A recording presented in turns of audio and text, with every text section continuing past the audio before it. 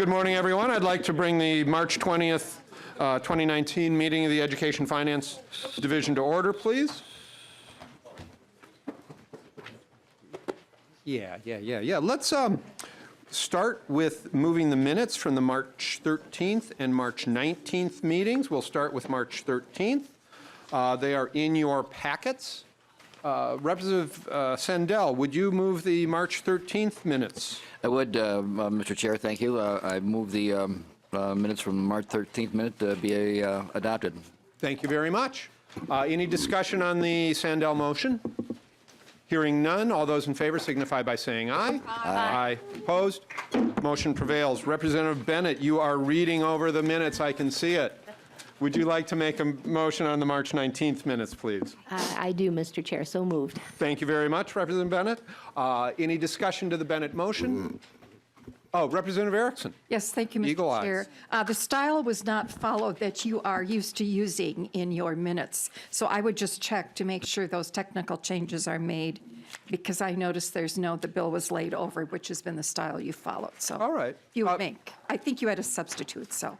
We did. So that. perhaps the motion would, or the understanding would be to allow staff to make the technical changes. Yeah, your style changes that. Very good. That you've been using. All right. AP style, MLA, I'm not sure, but Daphne style. Daphne style. Ooh, I like that.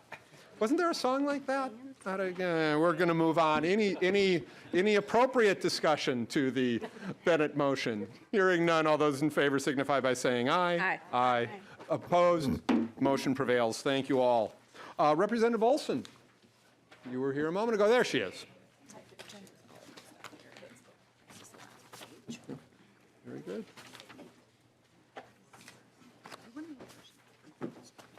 Okay, very good. Representative Olson, welcome to the committee. Good morning, Mr. Chair and members. Thanks for having us here to hear House File 1207. And I do have a DE as well. So let's do this in two steps. Representative Richardson, would you be so good as to move House File 1207 to be before the committee for possible inclusion in a future division report? So moved, Mr. Chair. Thank you, Representative Richardson. Then, Representative Richardson, would you also be so good as to move Representative Olson's, let me get the,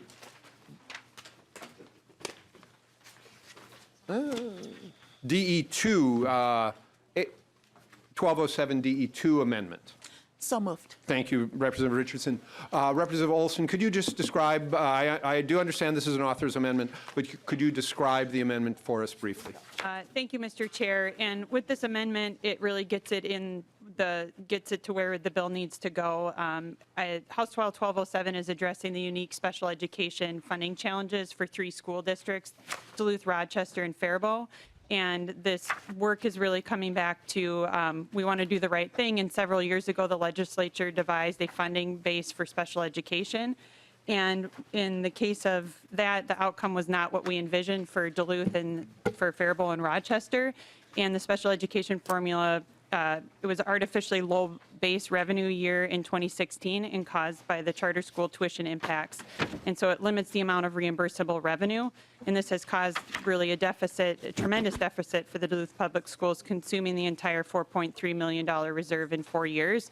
So this DE amendment really addresses the problem, and as Duluth is an outlier, as well as Rochester and Faribault. So it adjusts the 2016 base calculation by $1 million. It provides one-time reimbursement of $3.2 million to redress the flawed base calculation, and it limits future expenditures using a direct wide average formula with average charter school costs.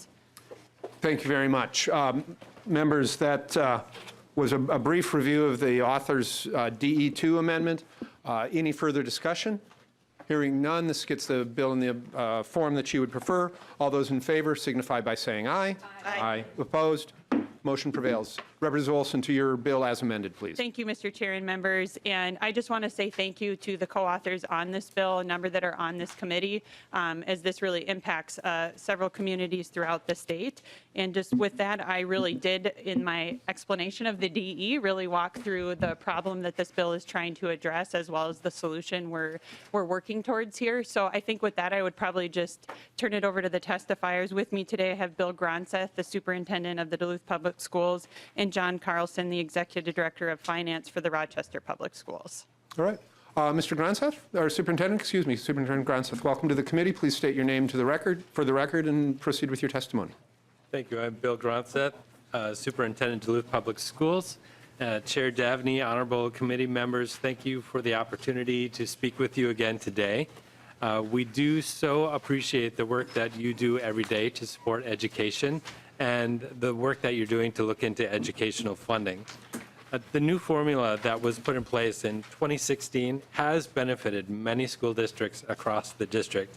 But as you've heard through reports, as you've heard from people coming to you, there are outliers within that formula. Duluth is at the top of the list of those outliers. In 2016, specifically when the base was set, our tuition billing was significantly different than past years, and the results set our base over $1 million below where it would have been,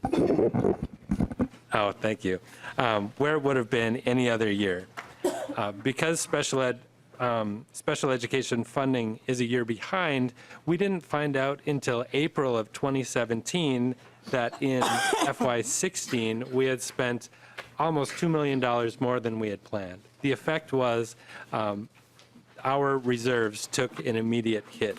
And then in response, we have cut back on our programming, we've cut back on our services, we've cut back on our general education spending, actually keeping our increase to 1% to try to catch up.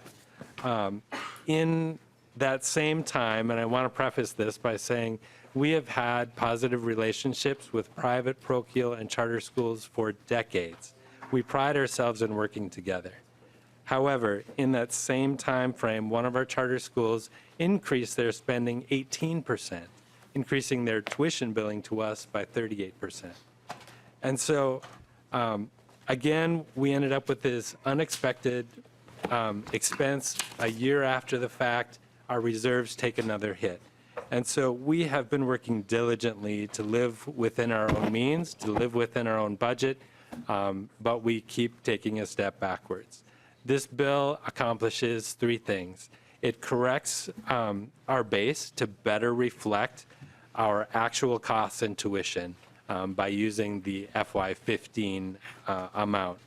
It provides a one-time payment to help us make up some ground on our reserves and have us have some money in our reserves. Right now, we have less than 1% of our budget left in reserves.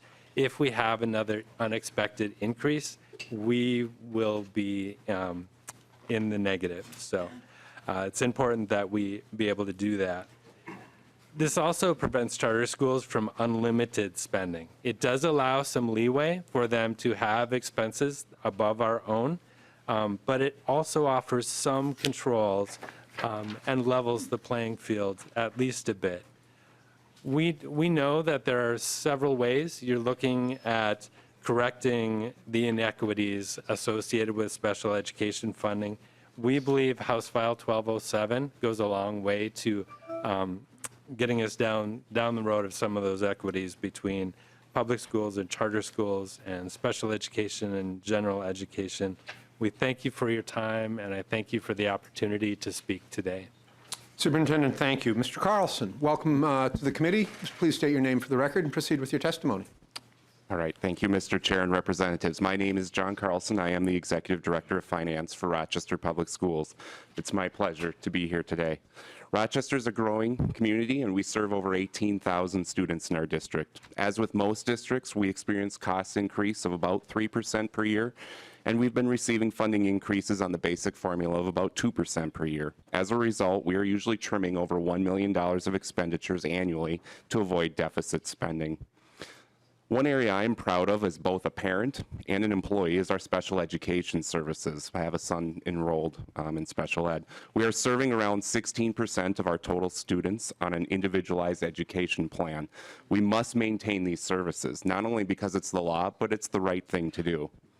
A problem we are having, though, is related to special education tuition billing. The law makes us serve the students who come to us. That makes sense. We also get paid through the various funding formulas for doing that. However, we must also pay for those students who live within our district but choose to go elsewhere for their special ed services. This is known as the special education tuition billing. In 2017-2018, our average unreimbursed costs for providing special ed services were about $16 per hour, a number that has been slightly declining as we always work to become more efficient with our budget. We are noticing a growing cost per hour with 3 public charter schools within our district. Their average rates are anywhere from $19 to $71 per hour. We are billed back those costs, even though we didn't receive any general education aid formula to help subsidize those costs. In the last school year, around this time, we were sent a bill for over $1 million from one such school, which was an increase of $850,000 from the year before. This caught us off guard, to say the least.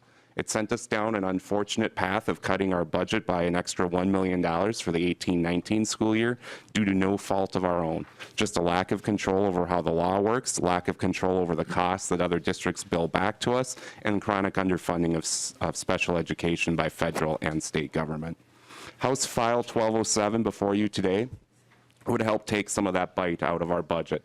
As it is written, there would be a cap on the billing based on the average cost per hour between us and the public charter school. I think this is a fair approach, helps put some constraints on the level of increased spending. While it won't erase the $1.7 million deficit created by tuition billing in our district from the 3 charter schools, it does have a chance to lower our responsibility by about $200,000. In our district, that means saving 3 to 4 general ed positions for the upcoming school year. Rochester is hopeful this proposed tuition billing formula cap calculation would eventually benefit other districts across the state and help control the rising costs of special ed. Thank you for your time and consideration with this bill. Thank you, Mr. Carlson. We also have a Mr. Tom DeGrees who's signed up to testify. Mr. DeGrees, please come forward. Have a seat at the table there.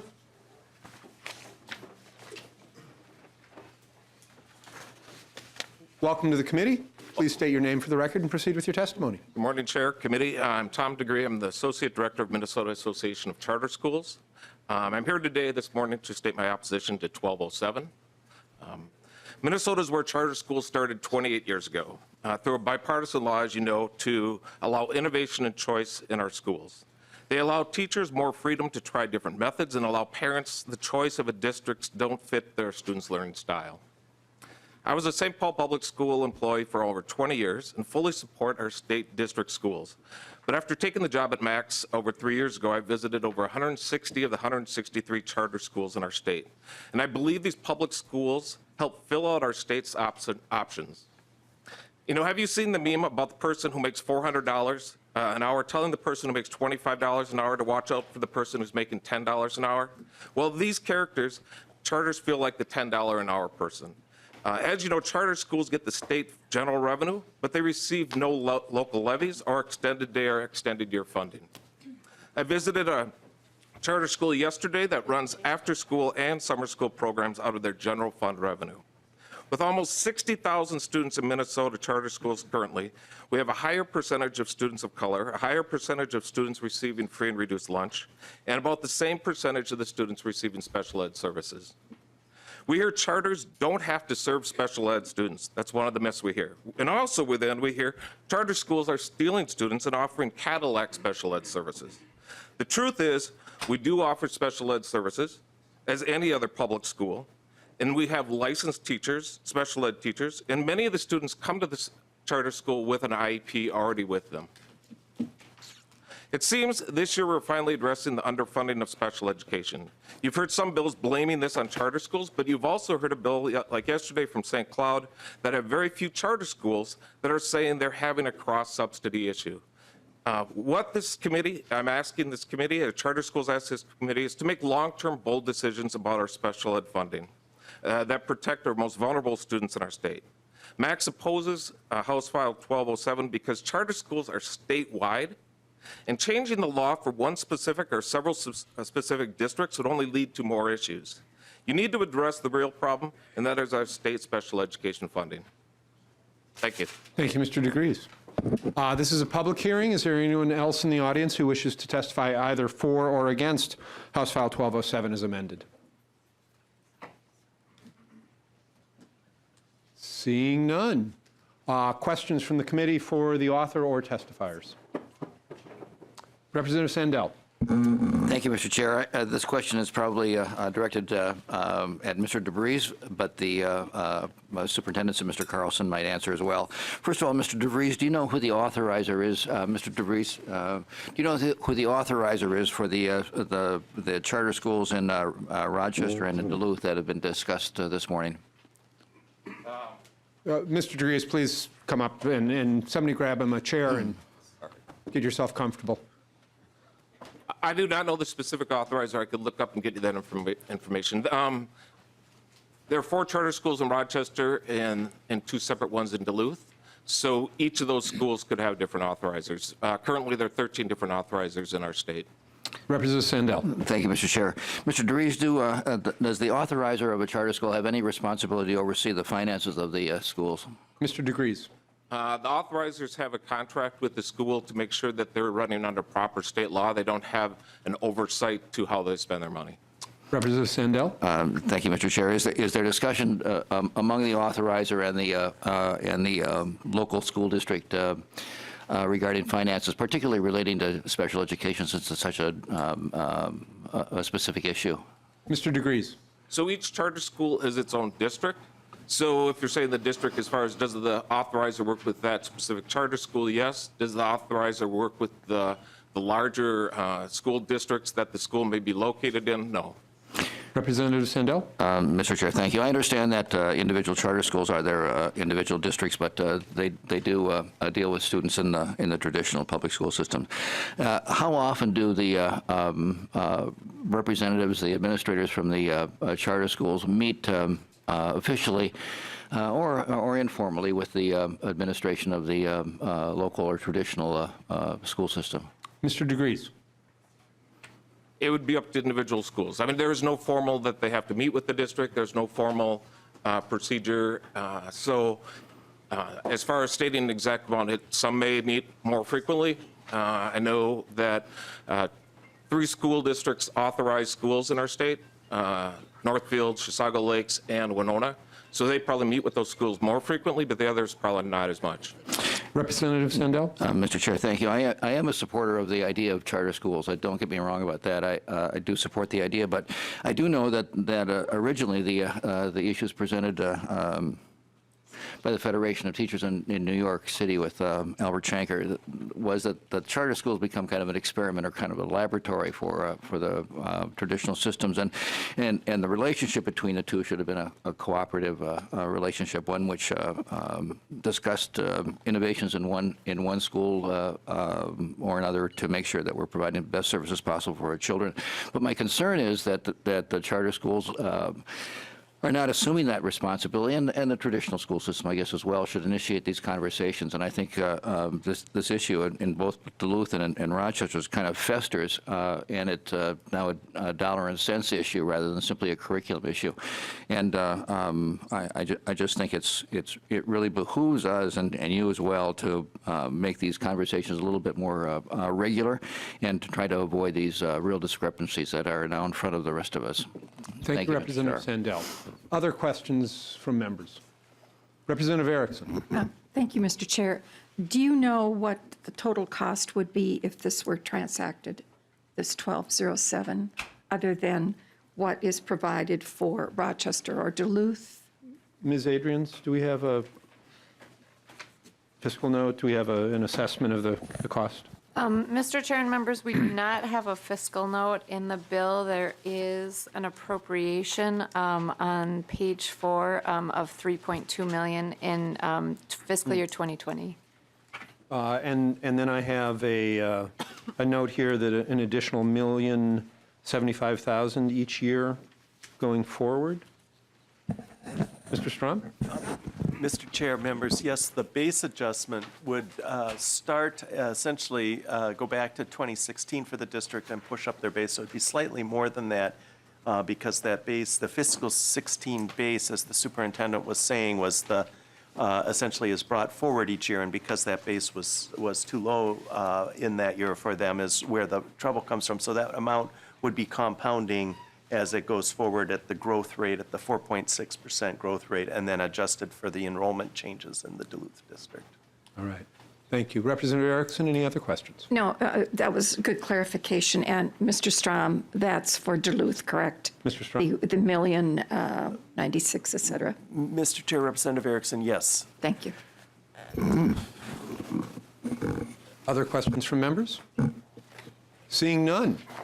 Representative Olson, any closing comments? Thank you, Mr. Chair and members. I appreciate the consideration of the bill. All right. With that, Representative Richardson renews her motion that House File 1207, as amended, be laid over for possible inclusion in a future division report. Thank you. Members, we are going to jump to Representative Edelson's House File, where'd it go? 814. And members, this bill, this is an informational hearing. It is currently in the possession of the Health and Human Services Committee.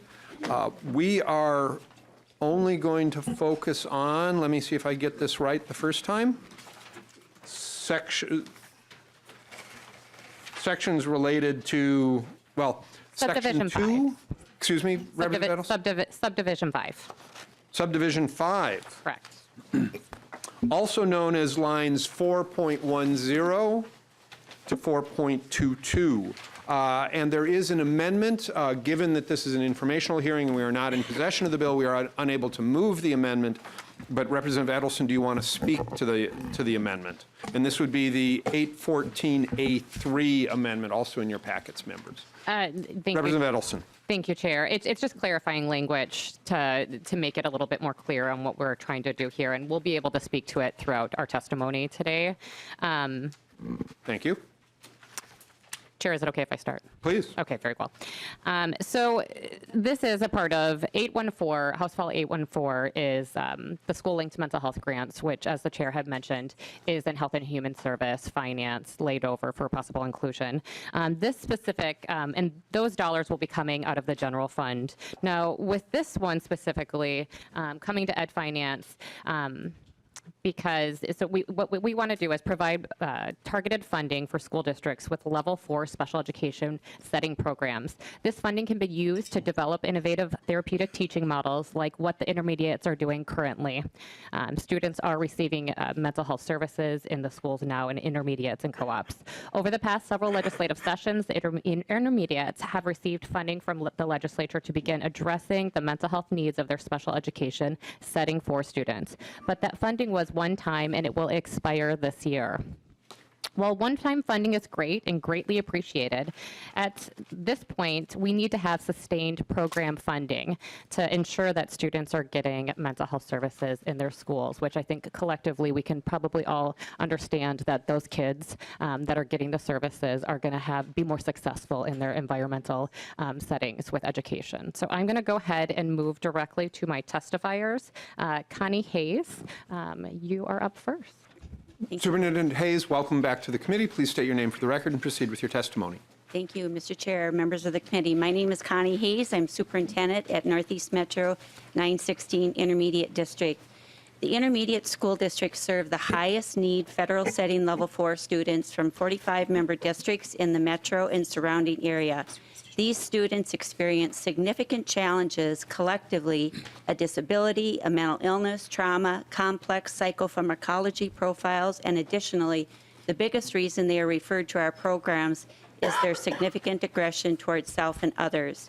The intermediate districts are very thankful for the grants that the legislature has provided. In particular, today I'll talk about the innovative mental health grants from DHS to support our pilot efforts to infuse a higher level of mental health services into the education programs of our highest need students. You do have a one-page handout that summarizes our efforts of the intermediate districts. Each of us have been using these grant dollars to build partnerships with providers who are now working in our schools rather than having students being taken out of school to a clinic or a day treatment program. That push-in model allows us to maximize the partnership and planning between education staff and clinical staff, along with the families of the children. Each of the intermediates began implementing our new approaches at the beginning of the 18-19 school year, and early results are promising. Today, I will focus on efforts at Intermediate 916, where we serve students from our 14-member districts in the Northeast Metro. Our clinical partnership provider is Canvas Health.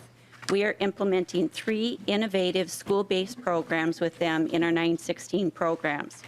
The first one I will talk about is our education mental health classrooms. We have 2 classrooms at Carner Blue Education Center for 13 students where the clinical staff from Canvas work in the classroom alongside the teacher and the educational assistants. This model allows the mental health clinician to see firsthand how the students' mental health complexities impact both the behavior and academic challenges. The clinical staff work with the educational staff to support the student during episodes to improve outcomes, and together they build strategies to be used in the classroom. Although they are partnering in the classroom, the educational staff can focus more on educational outcomes, and the clinical staff can provide student support on the mental health needs. Privacy is maintained for the students and the families, and only data that parents approve is shared with the educational staff to promote the best development of services is shared with the educational staff. I want to share with you one story about a student that I hope, even at this very early stage of implementing this new approach, suggests that this is a very good investment. I'll call her Sarah.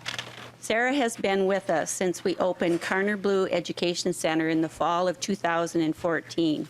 She has struggled significantly with her mental health and has not been able to make sufficient progress. She was having frequent, very big emotional outbursts as a result of her anxiety disorder. When she viewed her schoolwork as unacceptable or felt that she was not performing as well as other students, she would have intense outbursts that included self-harm. These episodes were very disruptive and kept her out of the classroom for many hours of the day and required multiple interventions from the care team, the social worker, the school psychologist, the administration, and her mother. This fall, she was moved into one of the educational mental health classrooms. This new classroom model has given her 3 additional hours of embedded mental health services during her school day. The team has been able to address the underlying trauma that, having been unmet, was impeding her progress. Now, she is able to engage consistently without the school day. She has made significant progress toward her goals, and her IEP team is celebrating her progress. The team is planning the transition process back to her home district next fall. This is the kind of success story we hope to continue to build upon with ongoing funding. The second way we are using our innovative mental health dollars is starting a very similar program to the one that I just mentioned, only with an early childhood focus. We just started our first early childhood level 4 classroom this month. Our member districts have been asking us for several years to expand our programming for early childhood, and now that we have the resources to build the program that can include a significant focus on mental health, we feel we can provide the necessary support for students and families. Our hopes are that this earlier intervention approach will lessen the need for these students who clearly show a very high level of need at an early age to be referred to our programs. We are planning to expand this effort in at least 2 additional classrooms spread around our member districts to provide closer access for such young children. However, one of the challenges we have had in getting these programs up and going this year has been the workforce challenges.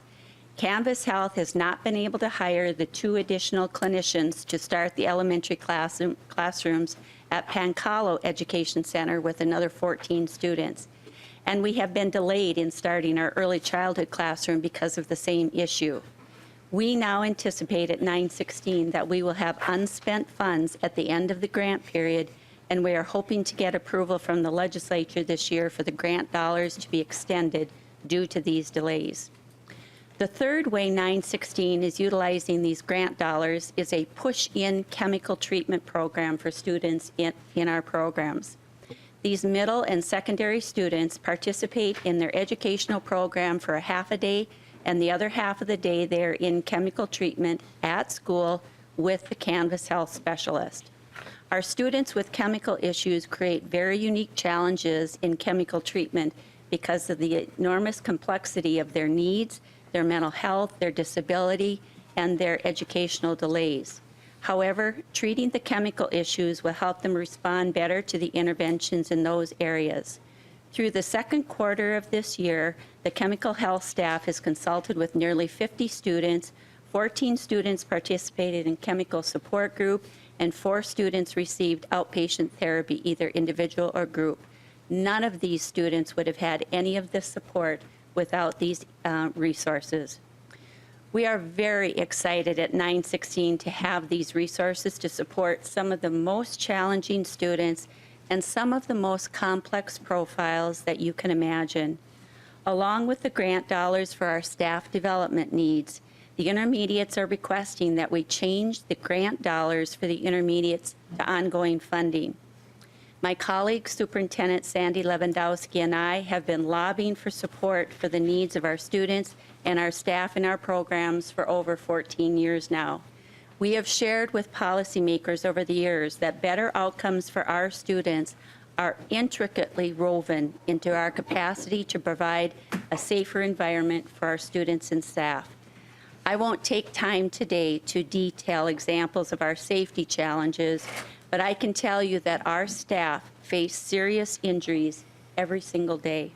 I'm often surprised that they come back to work every day, but doing so is just one indication of their dedication to these students and their belief that the right kind of resources and support can and do make a big difference in the lives of these students. Both Superintendent Lewandowski and I are fearful of moving backwards in our capacity to serve our students and our ability to keep investing in practices that reduce injury to staff if these vital resources disappear. Thank you very much for your interest in our bill, and thank you very much over the years for the support of our work. Thank you, Superintendent Hayes. Next on my list is Bailey Retman from someplace that I'm not quite sure of. Thank you, Chairman and board members. Welcome just the same. My name is Bailey Redman. I'm from Southwest West Central Service Cooperative. We were added into this grant along with the intermediates to provide these mental health services with these grant dollars to our students. We are a service cooperative that serves 18 counties in southwestern Minnesota. You guys were able to come out and visit Windham earlier this year as a committee, which is one of our sites for our Setting 4 programs, which we very much appreciated you guys having come out and kind of see where we're located. We right now serve 5 different communities across our region. Our region is about 12,500 square miles, so we're a very large geographical region, which makes it very difficult to get mental health supports out to all of our students in need. We service kids that are mainly behavioral, and our previous experience with our students prior to this grant dollars coming out was we focused a lot on just the behavioral needs of our students. We weren't focusing on the whole child. Now with these grant dollars, working with Greater Minnesota, who's our partner, we're able to focus on the child as a whole. It's not just behavior, it's behavioral health services, which includes that mental health aspect. With these dollars, we've been able to have mental health therapists in our programs up to 2 days a week where we're able to find the staff. Along with the intermediates, one of our biggest challenges is finding the workforce to be able to provide these services has become a challenge. We have, since instituting this, getting these people out there, it not only supports our students within our schools and our programs, it provides the families with a resource through Greater Minnesota that they're able to then hopefully tap into outside of the school day as well. Greater Minnesota has seen an increase in students receiving those services all day, all year, not just within our school, which has been a huge benefit, where in the past, our families haven't known how to access those skills, and this has given us that avenue. Since we put this grant dollars in place, one thing that we're very proud to say is working on the student as a whole, this year alone, we have transitioned 5 times the number of students successfully back to their home districts than we had in the 5 years previous combined. That means we're able to look at these students, really address their needs, get them the supports, get them the help to be able to go back to their public districts to be successful. That has been a big help to our districts with their financials, because coming to a Setting 4 is not a cheap thing for districts to do. So this grant has allowed us to decrease those costs for our member districts. Prior to this year, we had seen over the last 7 years a 16% growth annually on average into our Setting 4 programs. That led to a lot of additional problems for our districts with funding and for us with staffing. This mental health grant is hopefully going to allow us to decrease that 16% growth by getting kids back to their public school districts in a faster manner so that we're not seeing that continued growth, which leads to many more problems along with it. Prior to this grant, we worked a lot with just behavior analysts, special education teachers. We didn't have those expertise in the mental health field. Now we have those people on our team to help coordinate the facility of the whole child. And that's really what I want to emphasize to this committee is the whole child that we're focusing on. If we're going to help treat these children and get them the successful schooling, education, and programming they need, we need to provide it for all aspects of their life. I want to thank you guys for the opportunity to come down here and testify in front of you. We are very much in support of making these dollars an ongoing thing so we can continue to provide these supports for students not only in intermediate districts, but also in rural Minnesota as well. Thank you guys all for your time. Thank you, Mr. Rettman. This is a public hearing. Is there anyone who wishes to come forward to testify either for or against the provisions of House File 814? Yeah, sure enough, that we're hearing. Seeing none, we'll go to members' questions. Representative Hewitt. Thank you, Mr. Chair. And to the testifiers and Representative Edelson, this program extremely excites me. Before I was in the legislature, you know that I worked in an emergency room. One of the saddest days was going to work, seeing a kid that was pulled out of school, and coming back 6 days later and that kid's still in our emergency room. That's not working, and that's what we're doing today. I'm excited to see where this is going, and this is the answer. We need to leave these kids in school. We need to figure out innovative ways of treating them in school and working towards this. A question, have you worked with telemedicine at all on this? Superintendent. Mr. Chairman, member, we have not used telemedicine at this point. Representative Hewitt. All right, and Mr. Chair and to the testifiers, a real quick comment. So I've been researching this quite a bit lately, and just to look at it, and one of the things I found is our health systems, I hope they're in the room and hear this very clear, they're all over our schools for our athletes and our trainers and stuff like that, but when it comes to mental health, they seem to walk the other way. So I look forward to calling them to the table and working with us on this problem, because I think you guys do have the answers. Thank you. Any other member questions? Representative Erickson. Thank you, Mr. Chair, and to Mr. Rettman and to Ms. Hayes, thank you very much for your work and for your efforts to help our children. My concern is there follow-up? After, for example, in your program, Mr. Rettman, after the child returns to the district from which he or she came, is there follow-up? Because in any kind of therapy, there has to be follow-up, because you have to ensure that what has been done for the child continues to work for that child. And so I'm just, wondering, to what extent is there follow-up for both your programs? Mr. Rettman. Thank you, Chairman and committee members. One of the things that we've implemented this year with our increased transitions, it's a wonderful question. We've implemented an entire procedure when we transition kids back to be able to allow the districts to be trained by some of our staff, along with get what is and is not working for those students. And I would say that's one of the big reasons we've seen that increase along with this grant is prior to doing that, we were sending kids back and they weren't being successful and they were coming directly back to us. That's also where this grant has helped with getting the families the resources, getting them in touch with Greater Minnesota for us as the example, that they're able to then help provide that service once they're back at the district, also just back at home as well. So it's really helped with that. Thank you. Representative Erickson, Superintendent, that's right. Representative Erickson, member, or Chairman, Mr. Chairman, sorry. At 916 for about 5 years now, we've been deploying some services out to our member districts for the purpose of assisting a student to transition back, but also to hopefully prevent some referrals coming our way. This last 2 years, we've been providing some summer training for our member districts to help build some of the skill set of their special education teams. Our staff have had to kind of learn it on the fly and have learned some best practices. I often tell people there's no curriculum, there's no manual to take off the shelf that tells you how to best serve these very challenging students. So we're very interested in sharing our expertise with our member districts and others who are interested in learning about it. And we're just starting to see some positive impact on that. So part of the answer to your question is sort of a long-term commitment to that.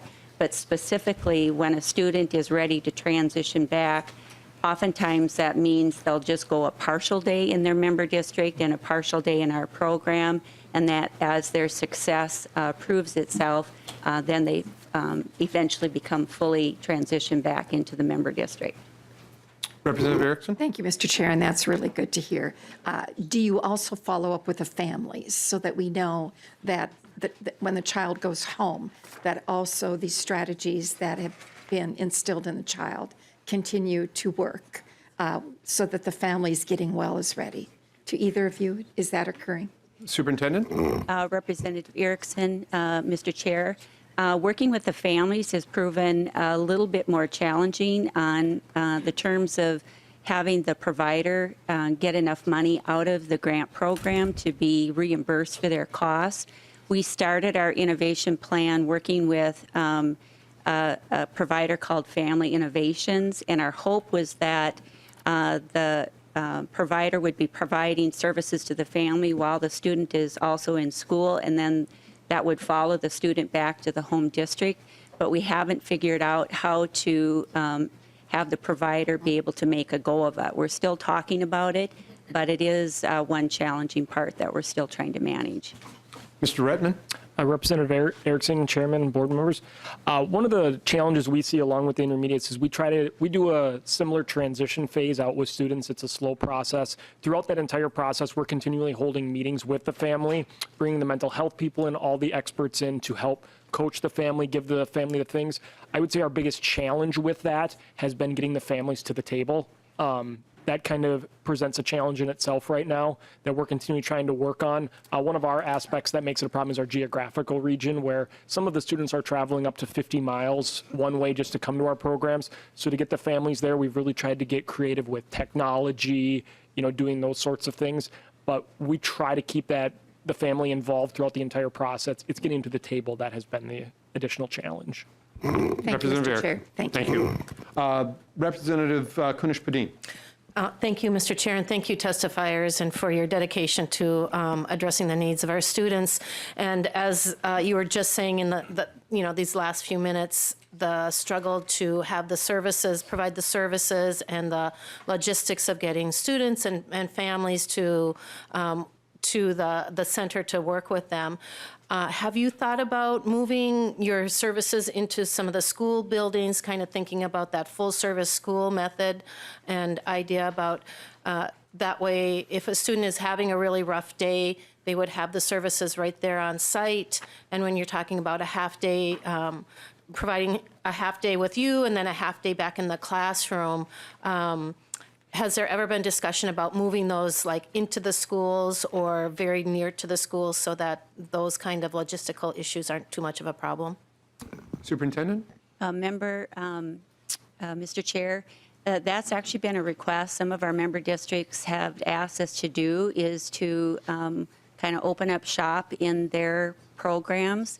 Right now, we haven't got the capacity to do that. We still have probably a half dozen unfilled teacher positions, which has kept us from allowing us to enroll all of the students that they want to. So it's something that we look to the future to hopefully accomplish as we do this new service with our members. The whole idea is that we're trying to prevent so many of these kids being referred to these level 4 programs and have their services met in the least restrictive environment. So we look to the future for that. Thank you for the question. Yes, Representative Sandsteed. Thank you, Mr. Chair. I don't know if this will be for you or for maybe one of our analysts, but is there anything that you can think of that would preclude private practice coming into a public school setting if they're already working with the student instead of pulling them out for services, seeing them in there? Is there anything that you can think would be restricting that? That's actually what our chair, Representative Sands, did. That's what the school linked mental health grants do, is they co-locate therapists in a school. Now, they would still be pulled out for therapy because you can't do therapy in terms of privacy in a classroom, but that's what the school linked mental health grants do. I understand that. Okay. Outside of a grant, I mean, is there anything that would preclude a school? No, Okay. there's not. Okay, Thank you. And we will, we'll be going next, actually, I think, to Representative Jurgens' bill on school-linked mental health. Or not, but we'll be discussing that further today. Representative Edelson, any closing comments? I just want to speak to the importance of the intermediates and the co-ops. And I don't know if you've all been to an intermediate school district. I've had the pleasure of visiting District 287, Sandy Landowski School. And these are very complex kids. And so I just want to thank you guys for your service. And thank you all for giving us this informational hearing today. Thank you, Representative Edelson. Superintendent Hayes, Mr. Rettman, please accept our thanks for coming in today. Thank you. We will move next to House File 1559. Chair Youakim.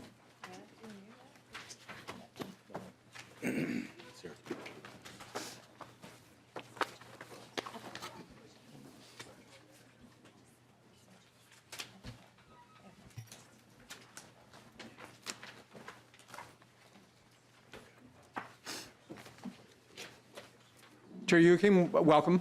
Thank you, Mr. Chair and members. Do you have a motion for House File 1559? Yes, I'd like to move that House File 1559 be laid over for possible inclusion. So, very good. That's just fine. With that, Representative Youakim, why don't you proceed? Thank you. Thank you, Mr. Chair and members. As an education support professional, this bill is near and dear to my heart. House File 1559 requires that education support professionals, ESPs, also known as paraprofessionals, are given 16 hours of paid professional development or training per year. The bill has an appropriation to pay for this that will be worked out once we have a fiscal note, which we do now have in your packet, and that'll be up to our chair.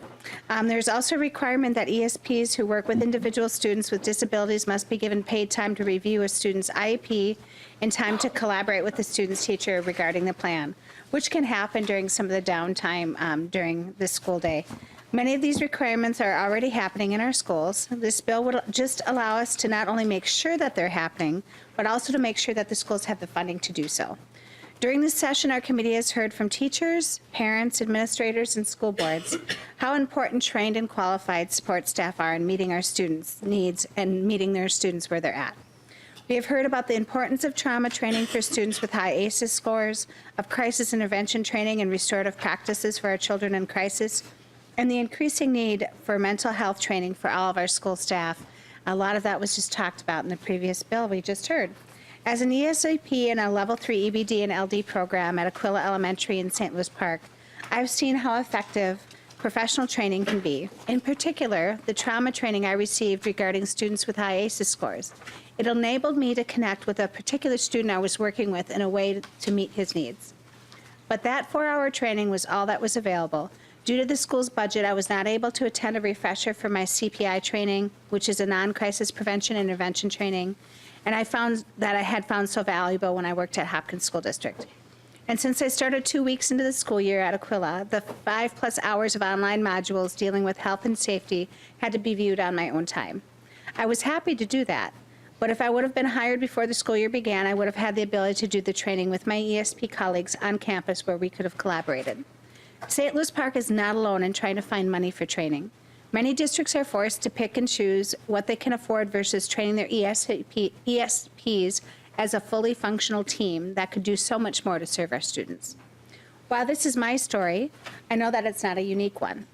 I have some fellow ESAPs here to testify, and there is a letter of support in your packet from PACER as well. So now I'd like to turn the rest of my testimony over to Michelle Denard, who's a special education ESP from Osseo Secondary Transition Center at Osseo Public Schools, And then also Sierra Washington, who is a Title I Math ESP from Northview Middle School at Osceola Public Schools.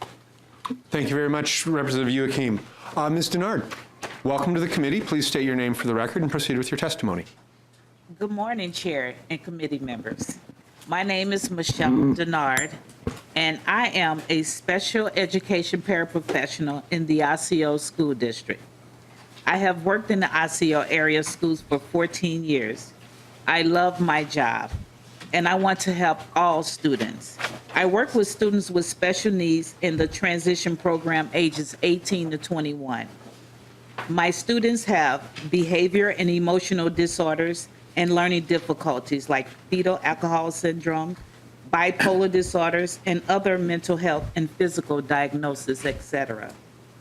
These are very complicated diagnoses, and proper training is essential to learn how to best support all students.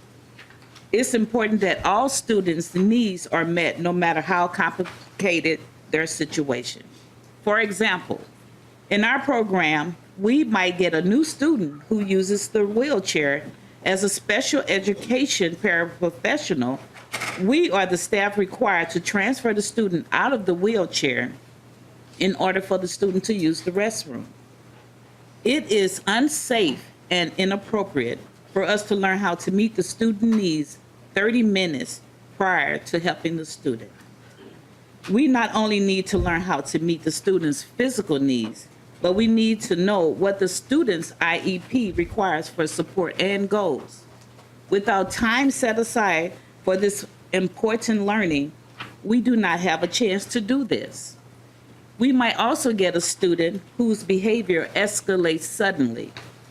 We need to know the triggers that cause the student to escalate and what to do to help the student calm down or de-escalate. Teaming up with teachers and case managers to learn techniques would help us greatly. Most importantly, it will help the student to be successful.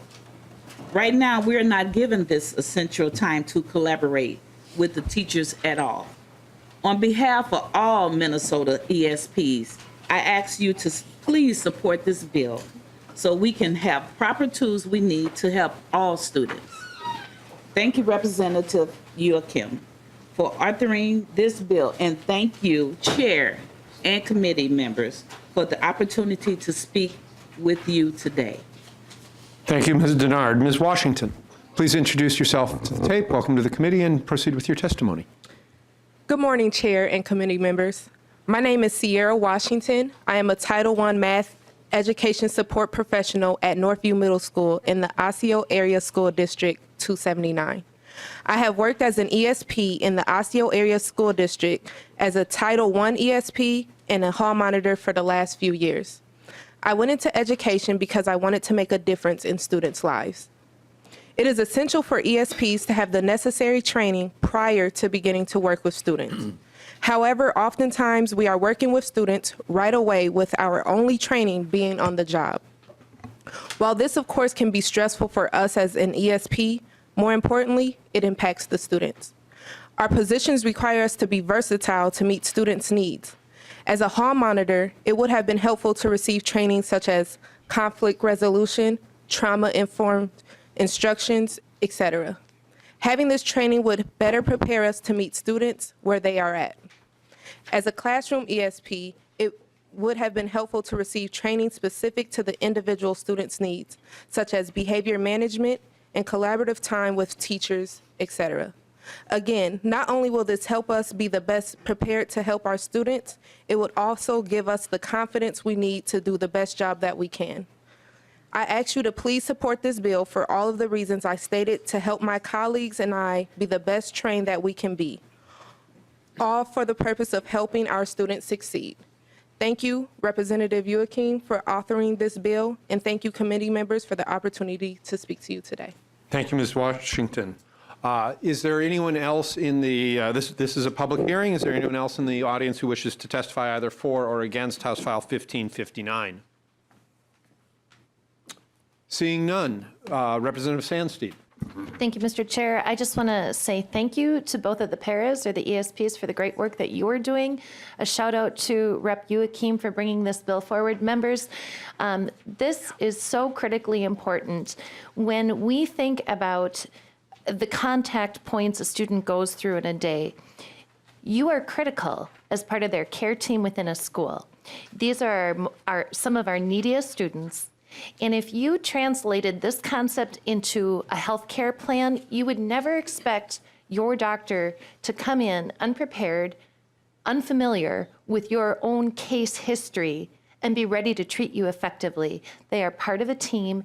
As a profession, you need that time for professional development, and it is in the student's best interest for you to have some aspect of orientation in their care and with their classroom teachers. So thank you for that, and thank you, Rep. Youakim.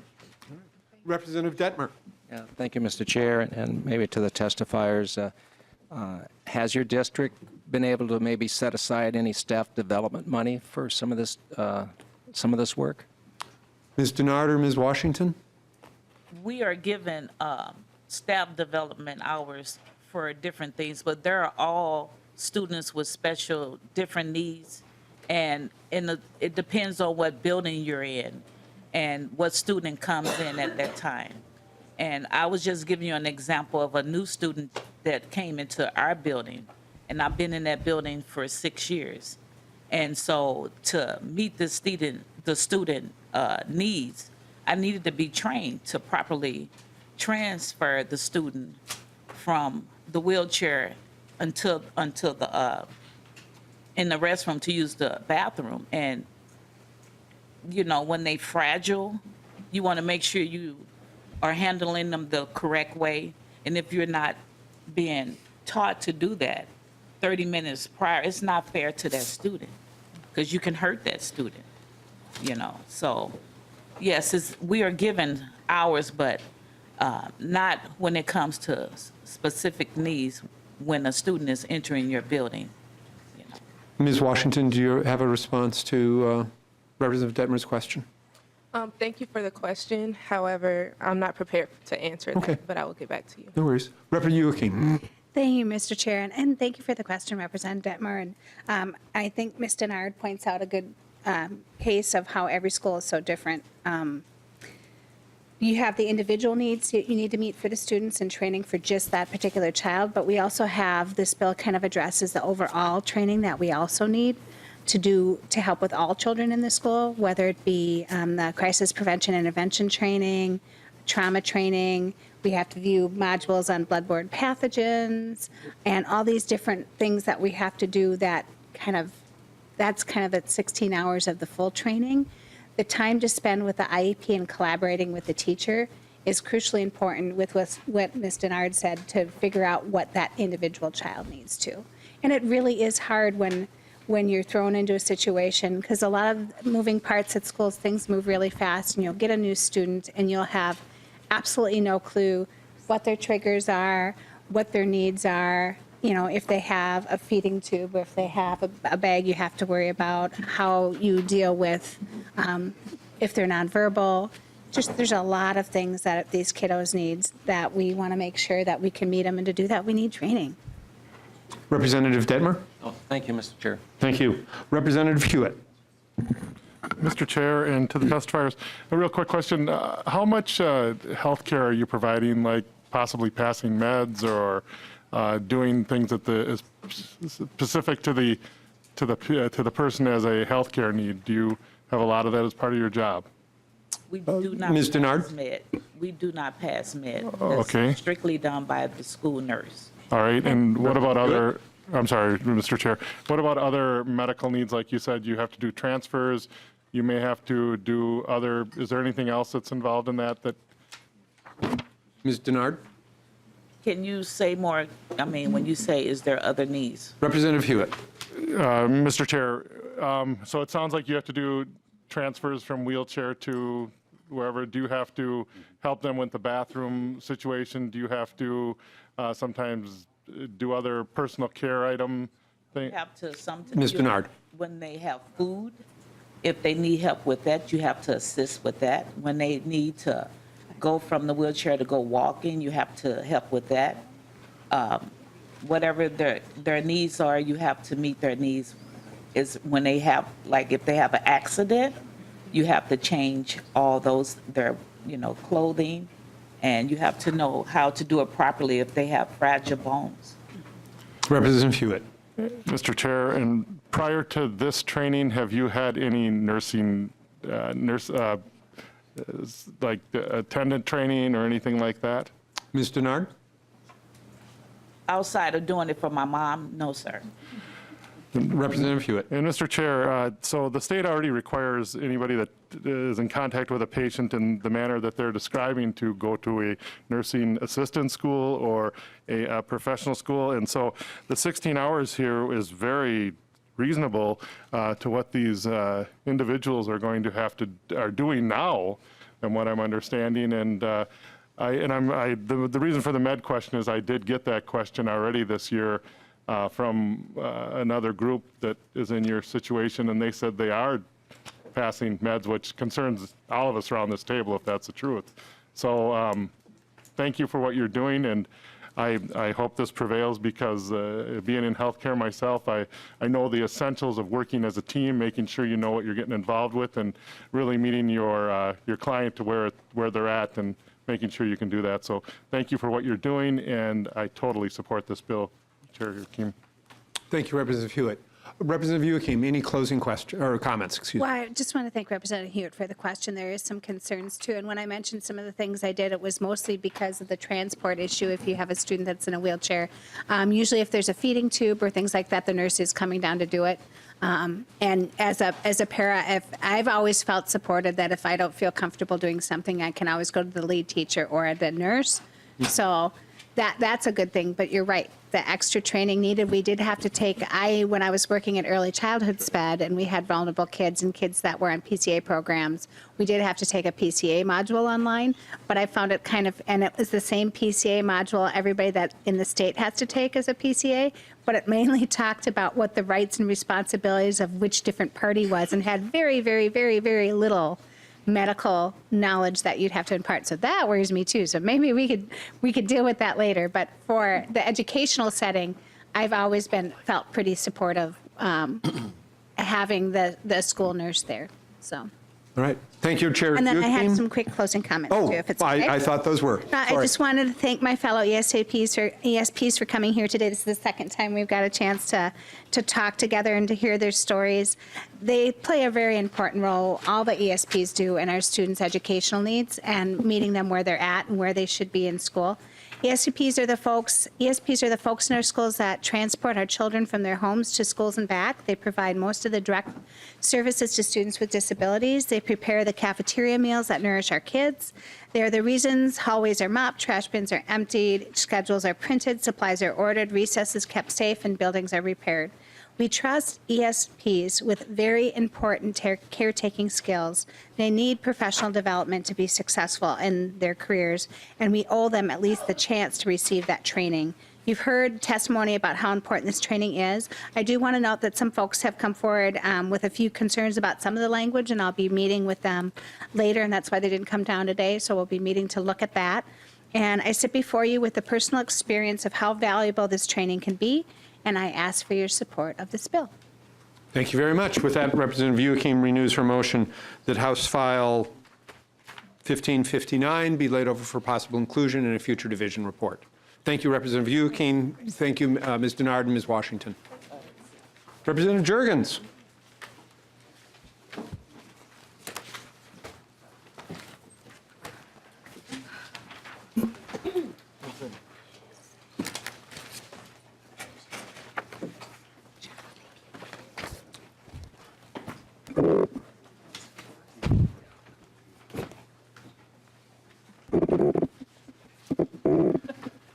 Representative Erickson, would you like to move House File 732 to be laid over for possible? Oh, no, you get to do it. I can do that. Yeah. I'd like to make Let's let Representative Jurgens do it.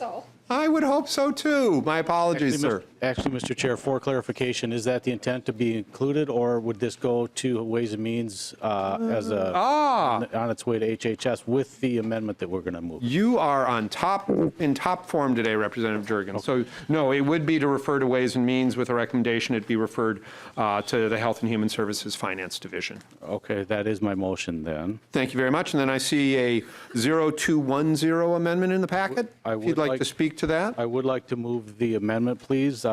So this bill is schooling mental health, and I know we're running a little late over time here, so I will be very brief. I have 5 testifiers. This bill... Representative Jurgens, let's adopt your amendment first. Thank you. All right. So Representative Jurgens moves to the 0210 amendment. Any discussion?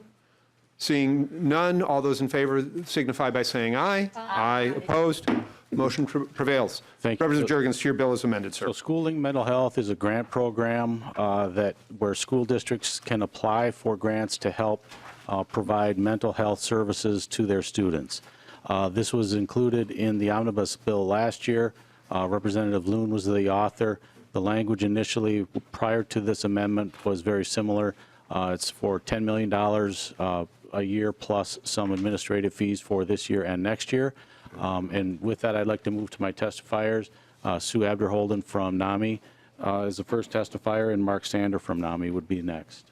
Ms. Abderholden, welcome back to the committee. Please state your name for the record and proceed with your testimony. Thank you, Mr. Chairman. Members, Sue Abderholden, Executive Director of NAMI, Minnesota. So we've had schooling to mental health since actually 2007. The dollars went out the door in 2008. So we now have had basically 10 years of experience with this program. The funding goes to a community mental health provider who then co-locates in the school, which actually addresses all the barriers that families face in getting their children the care that they need. You've heard about the intermediate districts, and I think it's important to know that we are providing these services in the schools, so that, again, families can access, children can access that care.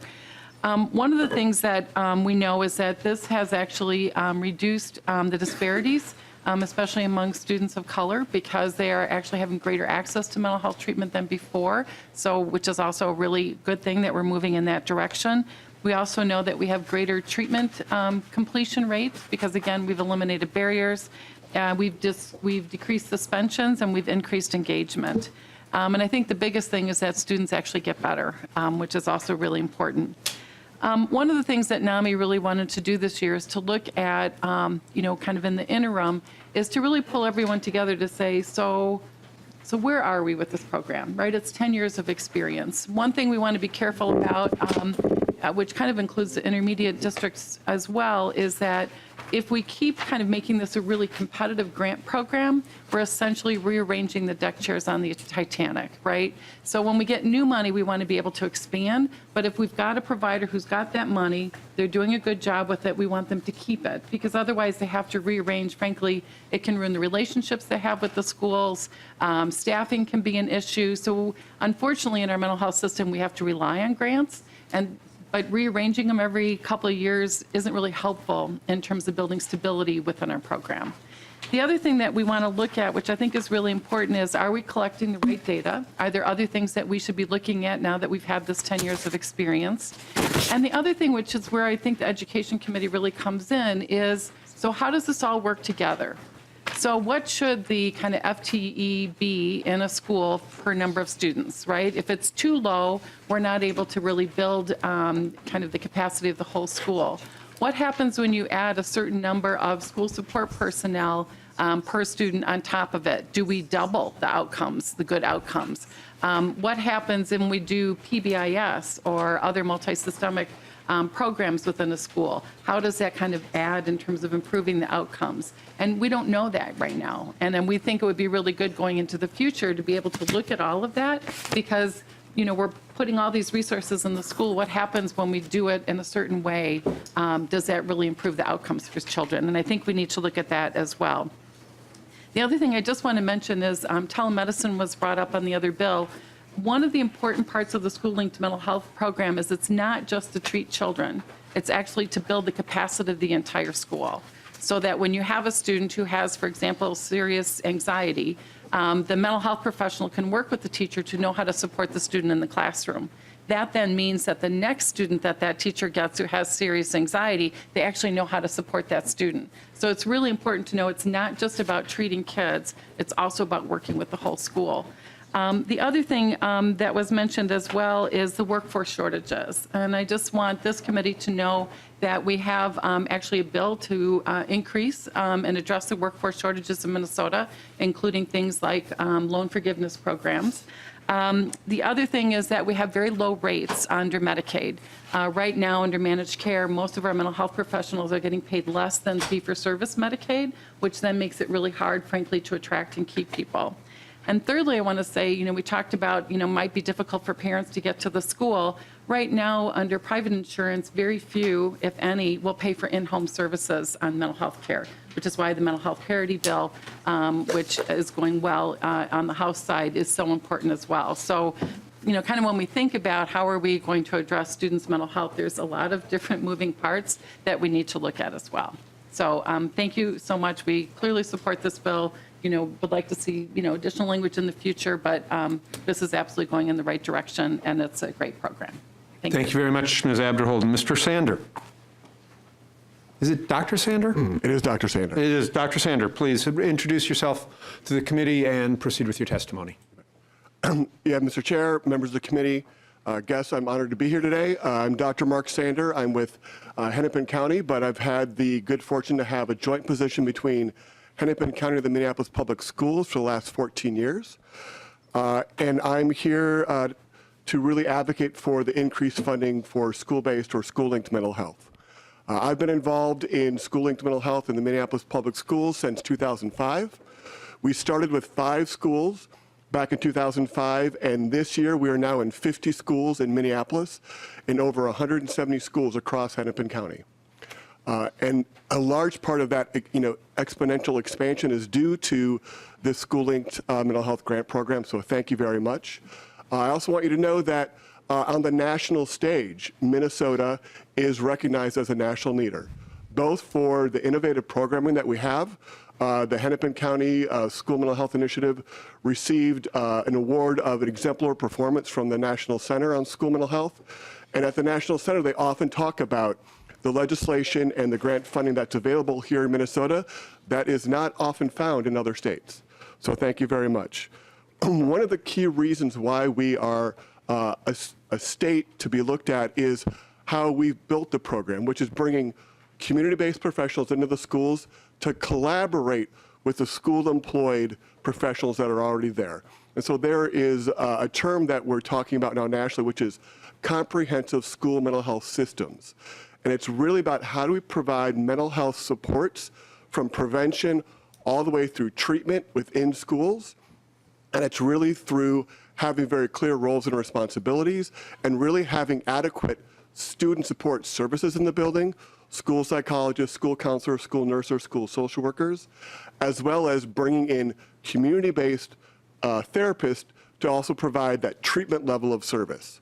So we've got to have everybody in the building, and we need to have them working together collaboratively and having time to do that. And these grant funds really help create the time for them to meet and for, as Sue was talking about, for the therapists to help build the capacity of the school staff to support students. So what happens when we do this well? When we do this well, we have found that over 50% of the students that the therapists are seeing, this is their very first time ever receiving mental health services. Over half of the students. Of those getting services for the first time, we found in some of the state data that 42% were found to be seriously emotionally disturbed. What does that mean? It means they're at risk for out-of-home placement in the next school year, right? What do I take away from this? There's a whole lot of families out there that can't access care, even though they've got really significant needs.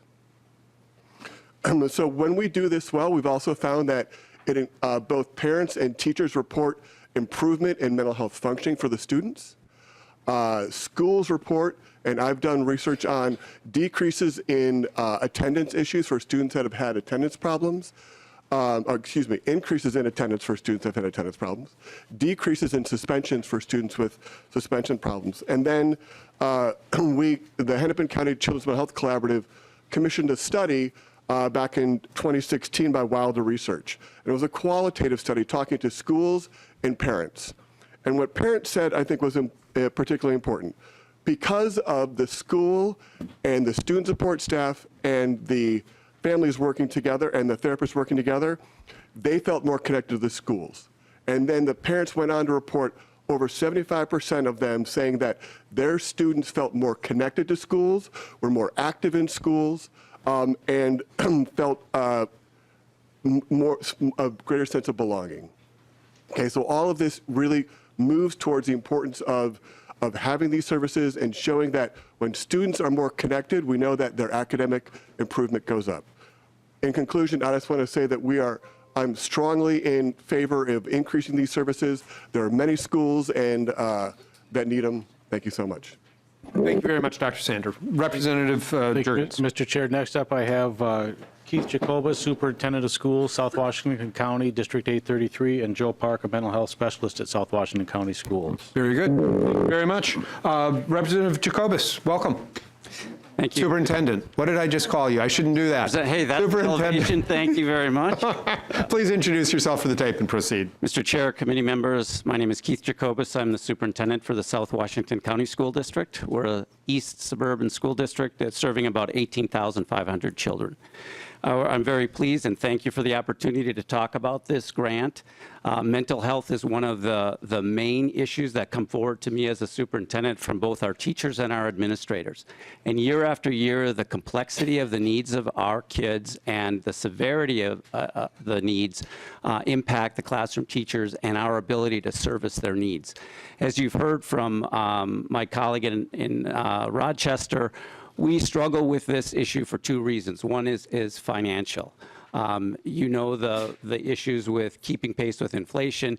Our fund balance is now under 2%. We have cut millions of dollars from our budget since I've been the superintendent. We've gone to our voters 6 times in the last 7 years for support, and they have been generously supportive of us, but yet we are still reducing when we have issues such as mental health to be able to support kids. We are a member of 916, and you heard from Superintendent Hayes, they do a phenomenal job, but they do not have the bandwidth to support the number of kids that we request help with. And so we are dealing with the issue within the school district, and we'd like to. We want to have our children here. But the other issue is the complexity of their needs. We need professionals in the medical field to help us out. We've been fortunate enough to have co-located services in the past through grants through our private providers. But once those grants ended, then the service ended. So one of the things I would ask you to do along with funding this bill is to also look for a continuation of dollars that they don't go away in 2 years. And so I'm fortunate to be joined by Joe Park, my colleague, who will talk about specific issues in our school district. And thank you for your time. Thank you, Superintendent. Ms. Park, welcome to the committee. Please state your name for the record and proceed with your testimony. Thank you, Mr. Chair and committee members. My name is Joe Park, and I am a Special Services Supervisor at South Washington County Schools with a responsibility also for supporting the mental health in the district.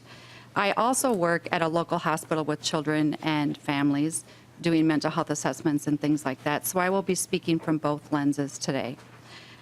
Today in our schools at South Washington County and across the state of Minnesota, I understand that you've learned a lot about the ACEs, the adverse childhood experiences, but in an average classroom, we have 4/5 of our children in that classroom that have experienced at least one.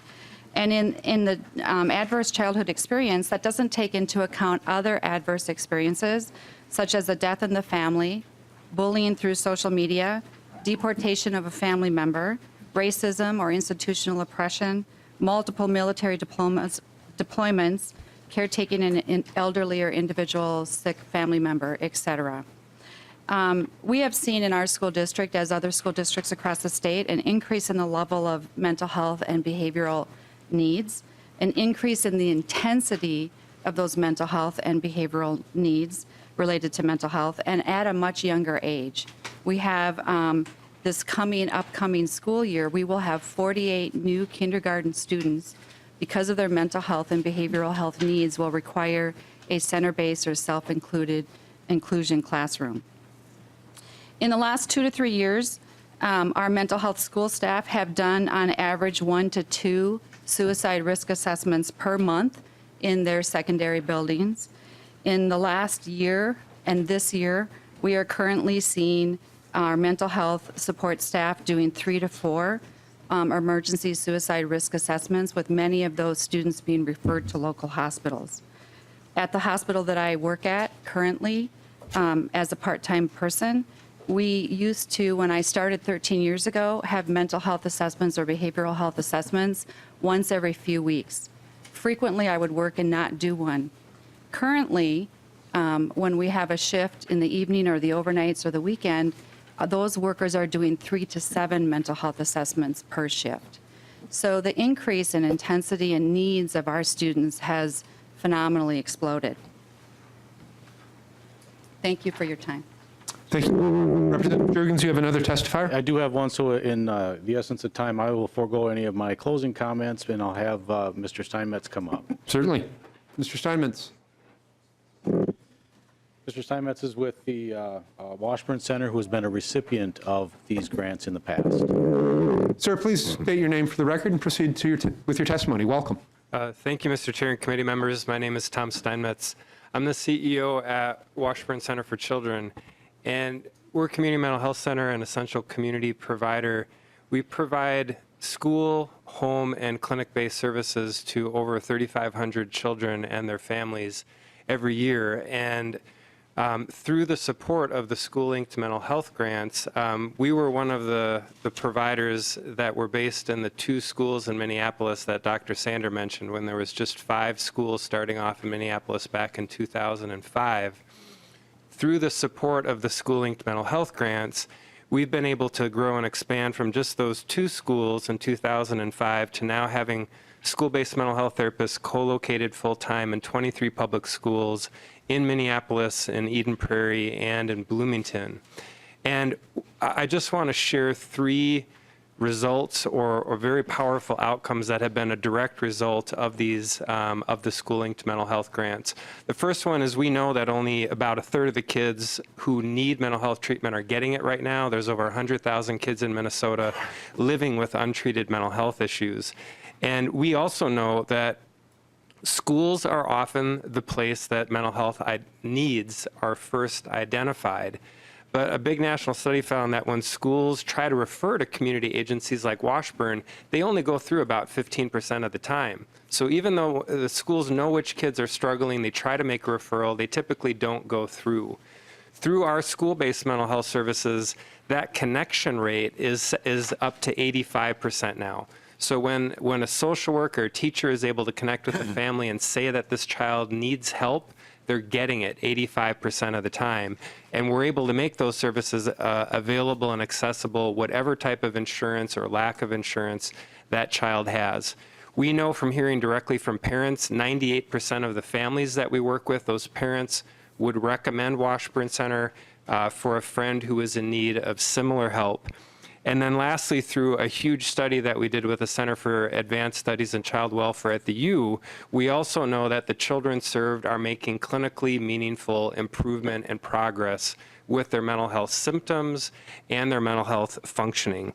So it truly is, through these school-linked mental health grants, we are reaching the kids and serving the kids who are otherwise falling through the cracks and silently struggling and suffering with anxiety, depression, trauma, and other mental health concerns. So they are working. What's needed is further investment. And to end very quickly, I'll just share one story that for me captures and puts a human face on all of this. There was a 8-year-old girl named Evie who was attending school in Eden Prairie. She suffered from debilitating anxiety to the point where she was not getting to school. She was basically homebound. Through the support of the school-linked mental health services, we were able to connect with her parents and then work with her to help her manage her anxiety so she was able to attend school. We were then also able to provide consultation and support to her teacher to help her teacher make adaptations in the classroom to help Evie be able to manage her anxiety successfully in her classroom setting. So what happened? She started attending school. She started doing much better both behaviorally and academically. She learned how to manage her own individual anxiety, and her teacher learned how to be more supportive of other kids who are struggling with anxiety. The last thing I'll share is one of the best moments of my year last year was getting to introduce Evie at a fundraiser at First Avenue that we participated in. Evie, who had struggled with debilitating anxiety, got on stage at First Avenue and performed a song for an entire audience. That's the kind of progress that kids are able to make when they get the mental health support that they need. So thank you for your time, and thank you for your interest and support for school-based mental health. Thank you, Mr. Steinmetz. We have limited time left. Any questions from members? Mr. Heller, do you have comments on House File 732 related to a grant program for school-linked mental health services? Please introduce yourself to the tape. Welcome to the committee, and state your name for the record. My name is Rick Heller. I'm the official representative, twice exceptional and print disability. Come to testify today on education policy on the 20th of March on 732 bill. Twice exceptional is also considered high functioning autism. That was decided in '92 at the legislature. Just like you'll find twice exceptional in House File 1370 on line 1.18. One thing about crossing out education, and there's a link between school-linked health, mental health grants. Anybody aware that in 2006, the National Educational Association, the Teachers Union, created a paper called the Twice Exceptional Dilemma? One of the 4 types of disabilities that were targeted was EDB, emotional behavior disturbance. And unless we make a connection with print disability regarding health literacy, the cause and effect, and what's causing anxiety and depression. Currently, there's no checkbox to consider on an IEP. If the student has a print disability, they're supposed to get special protections. That's not noted on the current design form at the State Department created last year. Nor does it consider students that are print disabled, checkbox to consider that. Yet here we are spending the dollars about mental health here. And where's the connection between mental health and health literacy? These are the tough decisions these leaders need to make here. I suggest discussion needs to start very soon. And I had one experience with a mental health provider, and the school district would not allow them in the school because they thought it was educational related. That's all I have to say. Thank you for this opportunity to speak. Thank you, Mr. Heller. Representative Jurgens, we got 3 minutes to spare here if you've got any closing comments before we move your bill on to Ways and Means. Well, thank you, Mr. Chair, for allowing me to bring this forward today. As you can see from the testifiers, this is it's a big issue, and this is a great opportunity for us to continue funding and to increase the funding for school-linked mental health. I appreciate your time today, and I appreciate the testifiers that came up today. Thank you, Representative Jurgens. With that, Representative Jurgens renews his motion that House File 732, as amended, be referred to Ways and Means with the recommendation that it be referred on to the Committee on Health and Human Services. That is my motion. Thank you. Thank you very much. All those in favor signify by saying aye. Aye. Aye. Opposed? Motion prevails. Thank you very much, Representative Jurgens. Representative Erickson. Thank you, Mr. Chair. Do you intend to put in your budget any mental health linked grants or anything dealing with mental health? So to the Edelson bill, you'll recall that the school-linked mental health grants are found in the Health and Human Services budget, but that the grants that went to the intermediates 2 years ago were covered in this budget. So there's still that differentiation being discussed. Does that answer your question, Representative Erickson? Thank you, Mr. Chair. Thank you. With that, members, we are adjourned. Thank you very much.